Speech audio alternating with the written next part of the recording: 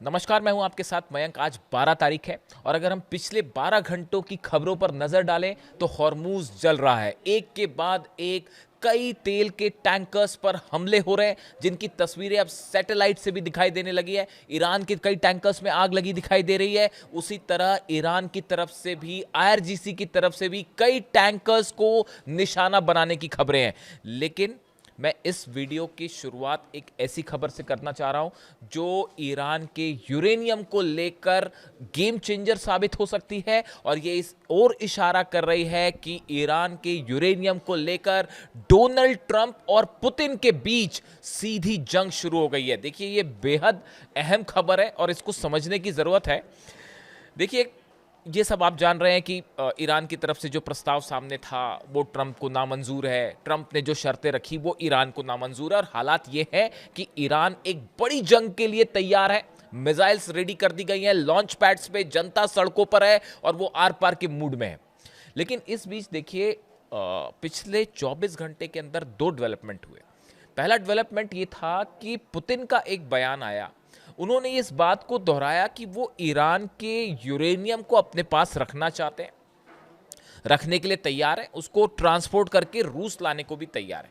अच्छा, ये सब कब हो रहा था? जिस बीच में ईरान ने जो है वो अपना प्रपोजल डोनाल्ड ट्रंप के सामने रख दिया था, और डोनाल्ड ट्रंप की बातों को, शर्तों को मानने से ईरान ने मना कर दिया। यानी साधारण सी बात थी, यूरेनियम को लेकर बात फंस चुकी है। इसी बीच पुतिन का बयान आता है कि ईरान का जो यूरेनियम है, एनरिच्ड यूरेनियम, हम वो रूस में रखने को तैयार हैं, हम ट्रांसपोर्टेशन के लिए भी उसके तैयार हैं। उन्होंने 2015 में जो समझौता हुआ उसका भी जिक्र किया था। लेकिन जब पुतिन का ये बयान आता है, उसके कुछ ही देर बाद डोनाल्ड ट्रंप का बयान आता है। और डोनाल्ड ट्रंप अपने बयान में क्या कहते हैं? देखिए, डोनाल्ड ट्रंप अपने बयान में कहते हैं कि ईरान का यूरेनियम जहां पर होने का अंदेशा है, असल में ट्रंप ये कहना चाह रहे हैं, जो ऐसा मान के चला जाता है कि जो न्यूक्लियर ठिकाने हैं, सेंटर्स हैं जिस पर अटैक हुए थे 12 दिन की जंग के दौरान, या बाद में भी हमले हुए थे, उसके नीचे मलबे में ईरान का एनरिच्ड यूरेनियम हो सकता है, ये अमेरिका मान के चल रहा है। अब डोनाल्ड ट्रंप क्या कहते हैं? डोनाल्ड ट्रंप कहते हैं कि जिन साइट्स पर न्यूक्लियर एनरिच्ड यूरेनियम है, अगर कोई भी उसके पास भी जाने की कोशिश करेगा तो हम उसको धमाका करके उड़ा देंगे। देखिए, पुतिन का यह कहना कि हम यूरेनियम को अपने पास रखने के लिए तैयार हैं, और उसके फौरन बाद डोनाल्ड ट्रंप का यह कहना कि अगर कोई भी उस एनरिच्ड यूरेनियम के न्यूक्लियर साइट्स के आसपास भी आता है तो हम धमाके से उसे उड़ा देंगे। क्या यह डोनाल्ड ट्रंप की सीधा धमकी थी पुतिन को? देखिए, ऊपर से देखने में भले ये लगे कि ये जंग अमेरिका और ईरान की है, लेकिन अब ये बड़ी जंग शुरू हो चुकी है इंटरनेशनल लेवल पर। इसमें कई सारे प्लेयर्स हैं। जिनपिंग बड़े प्लेयर हैं, पुतिन बड़े प्लेयर हैं, डोनाल्ड ट्रंप हैं, और ईरान का अपना पक्ष है। अब देखिए, बयान आता है डोनाल्ड ट्रंप का। अब डोनाल्ड ट्रंप ने देखिए क्या कहा। The president went so far as to boast that space forces surveillance is so good that it could identify someone who look to retrieve the uranium. इन्होंने कहा, डोनाल्ड ट्रंप ये कह रहा है कि हमारे सैटेलाइट्स जो हैं वो ईरान के उन ठिकानों के ऊपर नजरें बनाए हुए हैं जहां पर यूरेनियम हो सकता है, और अगर उसको वहां पर कोई उसके आसपास भी आया, उसे हटाने की कोशिश हुई तो हम उड़ा देंगे। क्या डोनाल्ड ट्रंप को यह डर सता रहा है कि ईरान का यूरेनियम रूस जा सकता है? क्या ईरान ने इस यूरेनियम को कहीं हटा के दूसरी जगह शिफ्ट कर दिया है? ये वो तमाम स्पेकुलेशंस हैं, ये वो थ्योरीज हैं जो अब बहुत ही जिसको लेकर इंटरनेशनल एक्सपर्ट्स नजरें गड़ाए हुए हैं। आईएईए तो है ही, लेकिन बार बार पुतिन का ये कहना कि हम ईरान का यूरेनियम रखने को तैयार है, ये बात डोनाल्ड ट्रंप को कतई मंजूर नहीं है। देखिए, ईरान का यूरेनियम अगर पुतिन के पास जाता है, इसका मतलब ये होगा कि अब सुपर पावर पोजीशन में पुतिन होंगे, ना कि ट्रंप। बात नंबर 2, अब ज्यादा बड़ा प्रभाव रूस का होगा। रूस ये कहेगा, देखिए हमने जो है वो समझौता करवाया, कोई नहीं कर पा रहा था, ट्रंप खुद कुछ नहीं कर पा रहे थे, हमने ऐसे हालात में ये जंग को रुकवाया और समझौता करवाया। पूरे मिडिल ईस्ट में अमेरिका से ज्यादा बड़ा प्रभाव रूस का होगा। ना सिर्फ, चौथी बड़ी बात आप देखें, जितने अरब देश हैं उन सब पे पुतिन का रिलेशनशिप उन सब के साथ बेहतर होगी, ईरान के साथ तो है ही। यानी अगर ईरान का यूरेनियम, ये बात सिर्फ यूरेनियम और न्यूक्लियर बम की नहीं है, अगर ये यूरेनियम रूस पहुंच जाता है या रूस को देने का समझौता होता है, इसका मतलब अमेरिका की सुप्रीमेसी हमेशा के लिए खत्म। और मिडिल ईस्ट में तो वो हाल अमेरिका का जिसकी कोई हद नहीं। देखिए यही वजह है कि डोनाल्ड ट्रंप किसी भी सूरत में यूरेनियम को रूस के हाथों सौंपने के लिए तैयार नहीं होंगे। बात नंबर एक। अब देखिए दूसरी बड़ी चीज है, ईरान की तरफ से बात साफ कर दी गई है कि मैं आपको पहले ही कह रहा था कि किसी तरह की कोई डील नहीं हो सकती, ये सिर्फ टाइम बाइंग एक सिचुएशन है। अपने नफे नुकसान के हिसाब से डोनाल्ड ट्रंप कभी सीज फायर कर देते हैं, कभी शेयर मार्केट ऊपर बढ़ाना हो तो बयान दे देते हैं कि अच्छी बातचीत चल रही है, और फिर कभी जो है ज़रूरत पड़ी तो धमकी देने लगते हैं। तो ये सिर्फ जो है अपने फायदे नफे नुकसान के मुताबिक वो अपने बयान दे देते। मैंने आपको पहले से ही कहा था कोई डील नहीं होगी। आपको ईरान की जनता का मूड समझना होगा। ईरान की जनता, आप सड़कें देखिए वहां की, रात को क्या हाल होता है।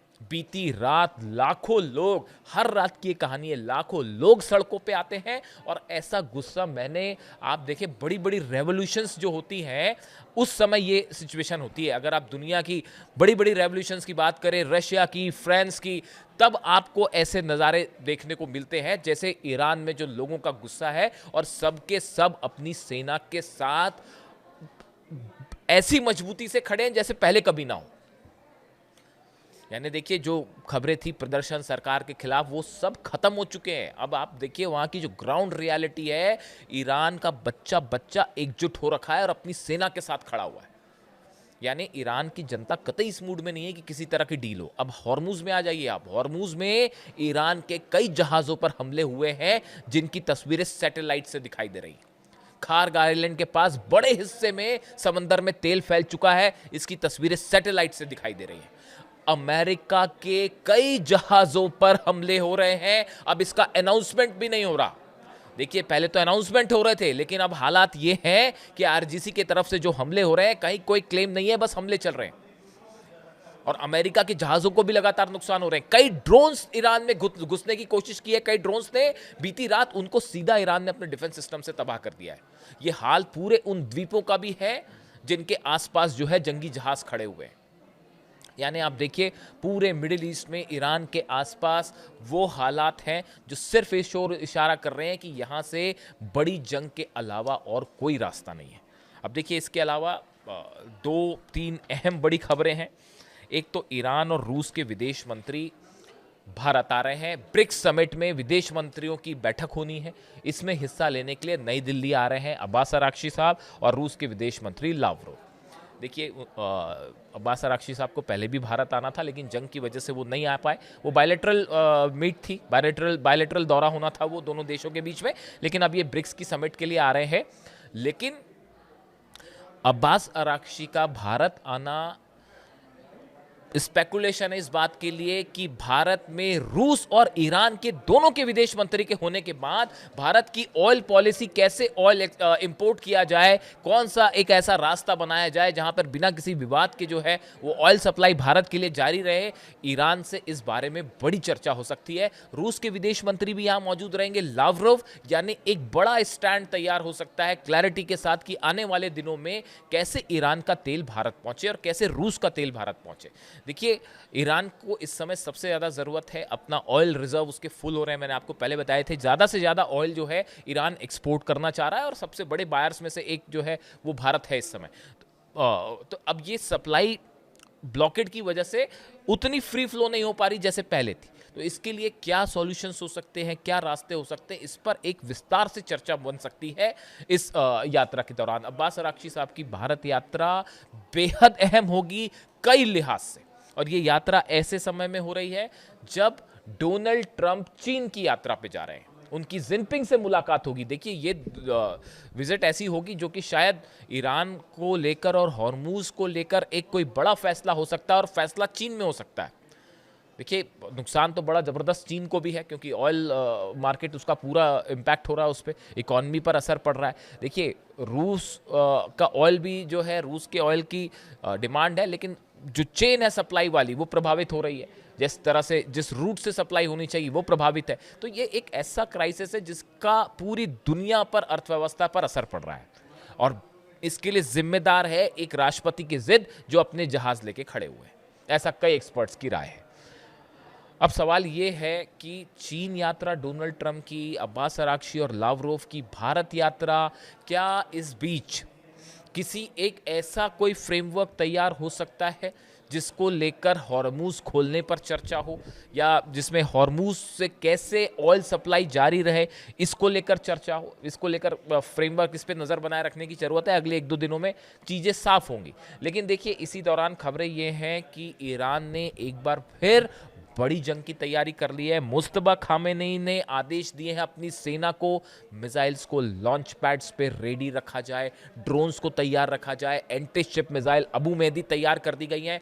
बड़ी संख्या में ईरान की सेना का मूवमेंट देखा गया है खार्ग आइलैंड के आसपास, केशम आइलैंड के आसपास। ये वो द्वीप हैं जहां पर हमले हो सकते हैं अमेरिका की तरफ से। यहां पर बड़ा सैनिकों का मूवमेंट है, मिसाइल्स का मूवमेंट है, जो खबरें आ रही हैं। यानी हॉर्मूज एक बार फिर बड़ी जंग की तरफ आगे बढ़ रहा है। और इस बार शायद देखिए, 2 खबरें हैं ईरान से। एक तो मुस्तबा खामेनेई, सुप्रीम लीडर ईरान के, उन्होंने अब कमान अपने हाथ में ले ली है। उनको लेकर तमाम खबरें थी कि वो उन पर हमला हुआ है, उसके बाद से वो घायल है। लेकिन अब जो खबरें हैं वहाँ से कि उनकी हालत अब कहीं बेहतर है, वो तेज़ी से स्वस्थ हो रहे हैं और अब उन्होंने सेना के ऑपरेशन को अपने हाथ में ले लिया है। अहमद वाहिदी साहब जो सेना अध्यक्ष हैं, सेना प्रमुख हैं आरजीसी के, उनके बीच में, मुस्तबा खामेनेई के बीच में और अब्बास अराक्ची साहब, ये तीनों सेंटर्स में बहुत अच्छा कम्युनिकेशन है, बहुत अच्छा तालमेल है। और अब जितने फैसले हो रहे हैं वो इन 3 ध्रुवों के बीच में हो रहे हैं। और अब्बास अराक्ची भारत के दौरे पे आ रहे हैं। निश्चित रूप से भारत और ईरान के रिलेशनशिप के लिए ये बड़ा दौरा होगा, इस पे नजरें बनाए रखने की ज़रूरत है। लेकिन हॉर्मूज में तनाव अपने चरम पर है और लगातार देखिए सीज़फायर है, लेकिन वो सीज़फायर नाम का रह गया है। ऐसी कोई रात नहीं जा रही जब हमले ना हो, जब ईरान पे ड्रोन ना घुसते हो, ईरान का डिफेंस सिस्टम एक्टिव ना होता हो, खार्ग आइलैंड के आसपास हॉर्मूज में किसी जहाज पर हमला ना होता हो और ईरान की सेना पलटवार ना करती हो। कई अमेरिका के जहाज़ों पर फायरिंग की खबरें हैं और ये अब ये हालात आ गए कि कोई इसे क्लेम भी नहीं कर रहा। ऐसे में जो यूएई पर हमले हुए, कतर पर हमले हुए, कुवैत पर हमले हुए, ड्रोन स्ट्राइक जो हो रही है लगातार, ये कहाँ से हो रही हैं, ये भी अपने आप में एक सवाल है। कहा तो ये भी जा रहा है कि इजराइल ने जो अपना सीक्रेट एक बेस बना रखा है इराक में, वहाँ से टेक ऑफ होके ये हमले हो रहे हैं। और गौर करने वाली बात है कि हमले ड्रोन्स के हैं, बैलिस्टिक मिसाइल्स के नहीं है। अगर बैलिस्टिक मिसाइल के हमले होंगे तो सैटेलाइट कहां से उसको तुरंत ट्रैप कर देगा कि भाई कहां से मिसाइल फायर की गई। लेकिन हमले हो रहे हैं ड्रोन से, क्योंकि ड्रोन को ट्रैक करना थोड़ा मुश्किल होता है। तो अब इस लिहाज से हॉर्मूज जल रहा है, भयंकर जंग की तरफ मामला आगे बढ़ गया है। और डिप्लोमेसी के हिसाब से 2 अहम दौरे, डोनाल्ड ट्रंप का चीन दौरा, हमारी नजरें रहेंगी इसमें क्या होने वाला है, और दूसरा अब्बास अराक्ची और लावरोव जो रूस के विदेश मंत्री हैं, उनका भारत दौरा। जो भी अपडेट होगा इन सभी खबरों से जुड़ा मैं आप तक पहुंचाऊंगा। कमेंट करके बताइए वीडियो कैसा लगा। Thank you so much.